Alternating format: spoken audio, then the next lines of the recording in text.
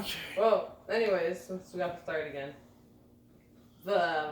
Basically they were just all negative, and there wasn't really anything. Yeah, at least I pulled out some positives. No, I'm gonna pull out positives, but I'm just saying, at the time everything felt negative because there wasn't anything that necessarily wrong with the situation. Everything was good. Everything was going great. Like on both sides from each separate situation. Like, it was the basic, we're talking, texting, hang out at lunch together, kind of just chill and get to know each other. That's stupid. Let's text until, let's wait till 9 o'clock, back when text messages were free after 9. And it was like after 9 o'clock.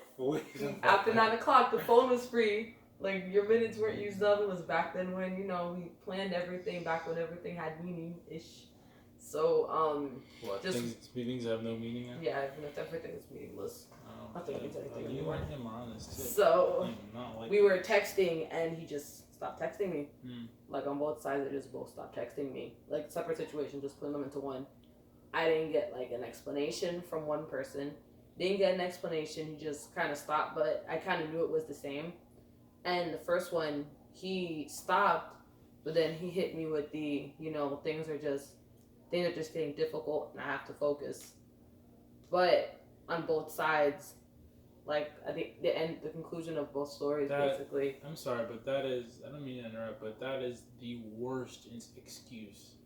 Worst excuse. Like, telling someone you don't have enough time, telling someone that that is the worst excuse you can use. There was no time, there's because like I'd rather you be very blunt and honest with me and tell me that you do not want to talk to me anymore, other than you saying, "Oh, I don't have time." No, because we, as human beings, we all know you make time for what the things you want. Exactly, the things that are important to you, you make time for. Yeah.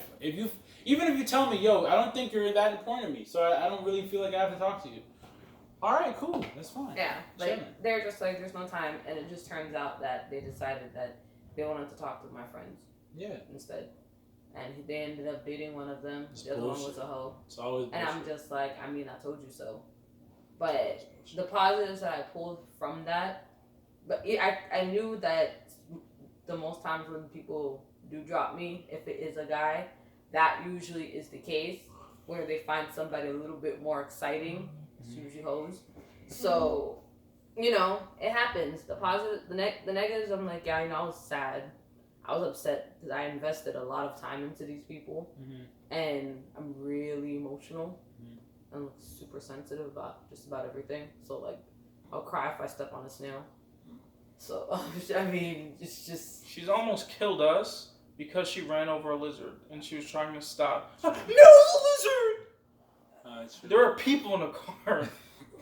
I killed a squirrel and I cried. Oh, man.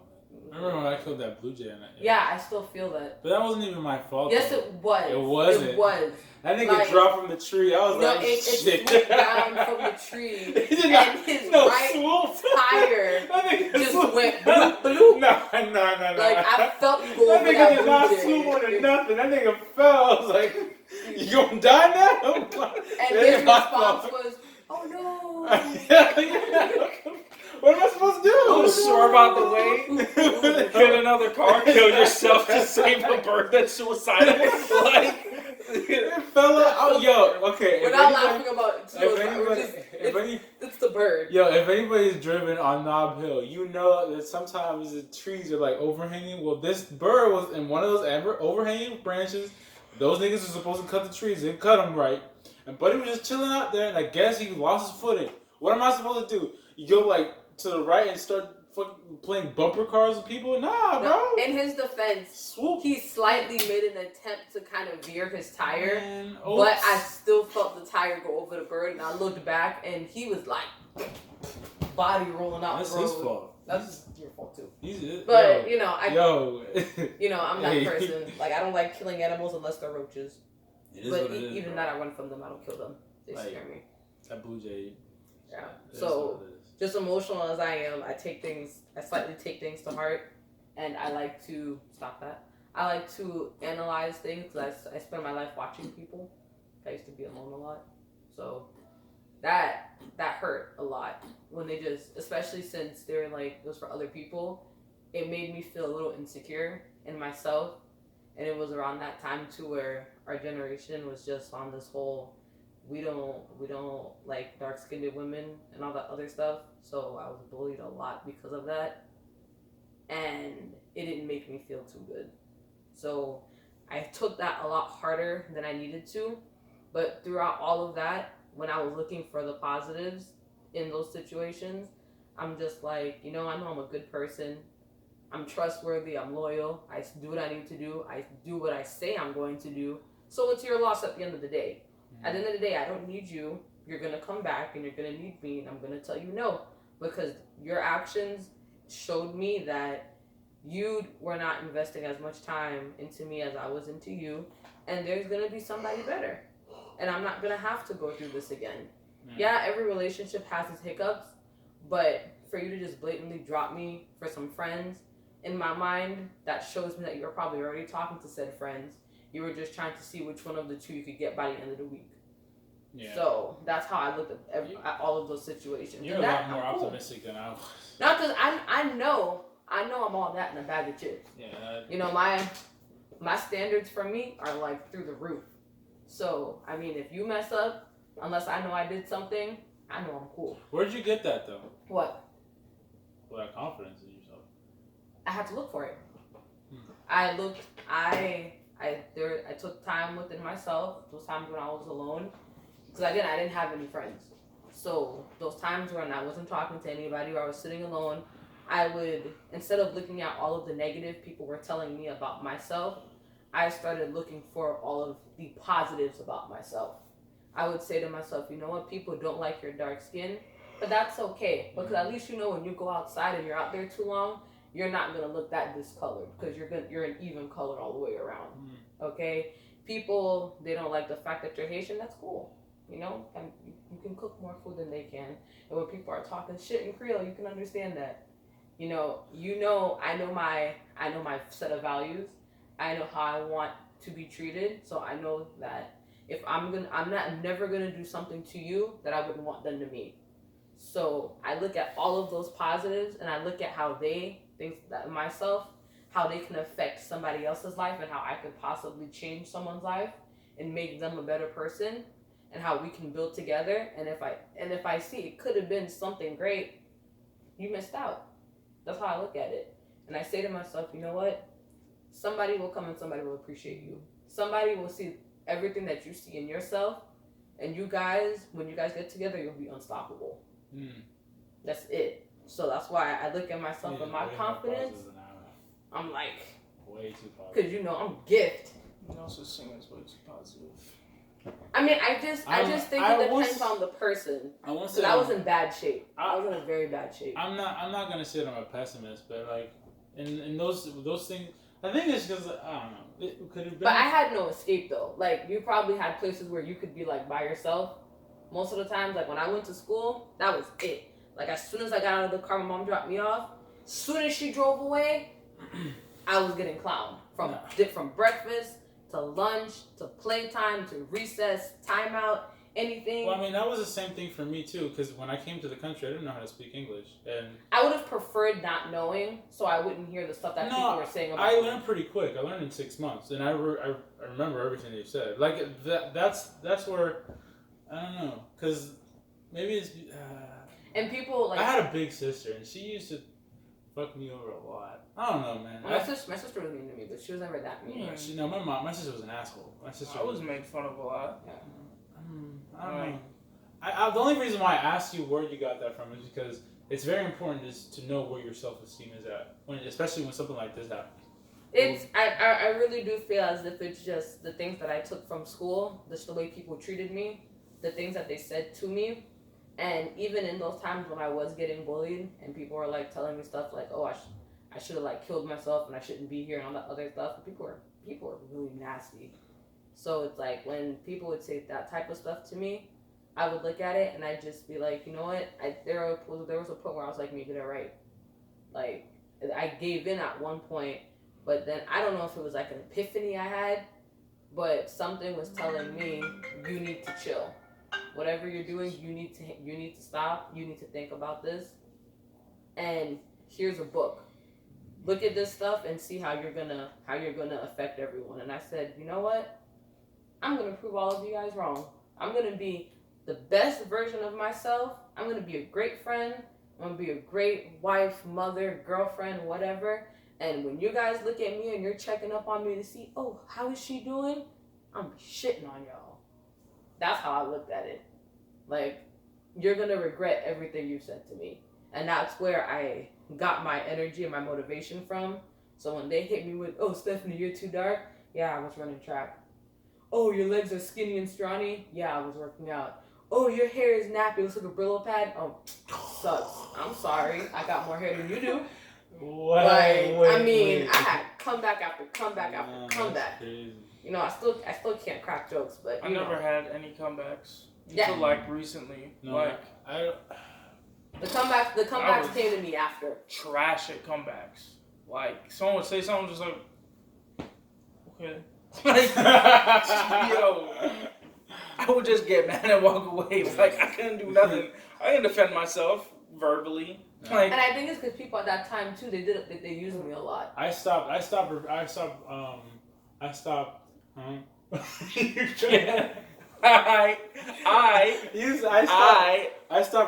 to people because I used to start getting beat up when I started replying to people because I'd stutter. I had a stuttering problem too. No, and the reason why I stuttered is because I didn't know how to piece the words together. No, every sentence, like I'd have like that, you know, that guy that he stopped on certain words. Yeah. You can still hear it sometimes. I'd be like, leave me alone. I used to say things wrong. I used to not be able to say breakfast. I used to be bad, and every time I try to be like shut up or whatever, I get stutter. I'd get beat up. I get jumped. I get hit. Shut up, nigga! What? No, I cried a lot. And then after a while, machine gun.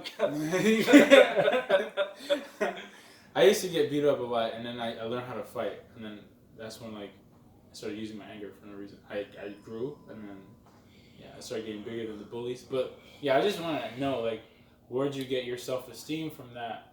Because I feel like that's another important aspect to that. You know, when you get dropped, like you have to be able to recoil in yourself and be like, you know, I am the shit.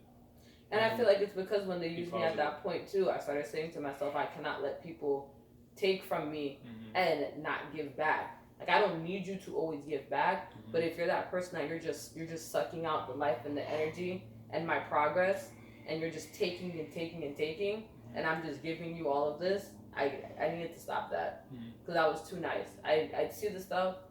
I think I am still too. I see the stuff. I hear the stuff. And then I don't say anything, and then I'm just giving to people who don't deserve it or who don't need it. So I had to learn to just give enough, but to let people know at the same time that hey, I'll always be there to help you, even though you're a bad person, but I'm not gonna treat you in the way that I'm gonna treat someone that's close to me, like that, like. He's a good person. I understand. Yeah.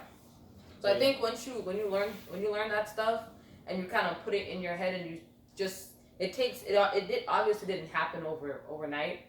It was like a couple of weeks, and then it led up to a month of me actually motivating myself to do that.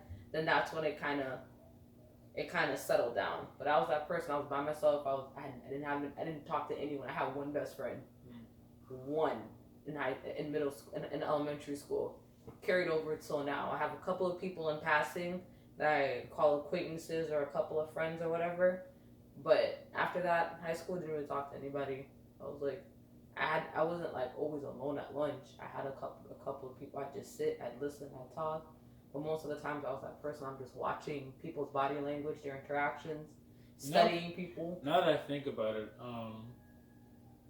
like my high school years are like super important because, like I said, 9th grade, I didn't talk to anybody. I was that kid in South Proud who's like. Were you running through the hallways like Naruto? No, I wasn't that kid. Hell no. That kid's cool. I was that kid. Yeah, I was that kid. I would run around like Sonic because Sonic held his hands out too. I was a kid. Sonic did. No, that is. I can't do that. No, Sonic runs like this. Yeah, He's like, Oh my gosh. No, but I was a kid. And then they do that thing where I was they a kind of kid. move with the air too, like that. I was To a the kid corners.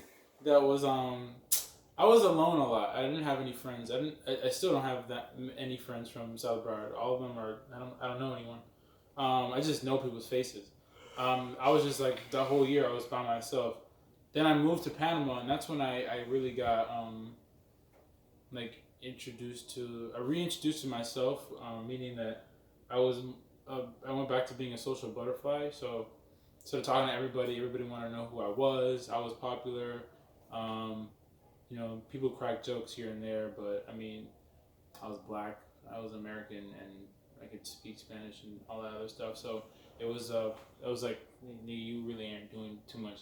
But I mean, socially, I got better at talking to people and stuff. It was just my financial situation was so bad. It was just like it doesn't really matter. But then I came back to Cooper City. Cooper City. I mean, I had friends, but I'd have to ask the people that went to high school to see how it really was there, because I still didn't have many friends and I didn't really do too much there. It was basically a repeat of South Bar, but I had like a specific group of friends that I talked to. But as far as like my self-esteem goes, in my senior year of high school, it wasn't too high because I didn't have a home. No, it wasn't very high. It wasn't high until like my second. Fuck. I think this is the highest it's ever been. To be honest with you. I could say the same for myself. It's probably the highest my self-esteem has ever been. Jesus, I suck.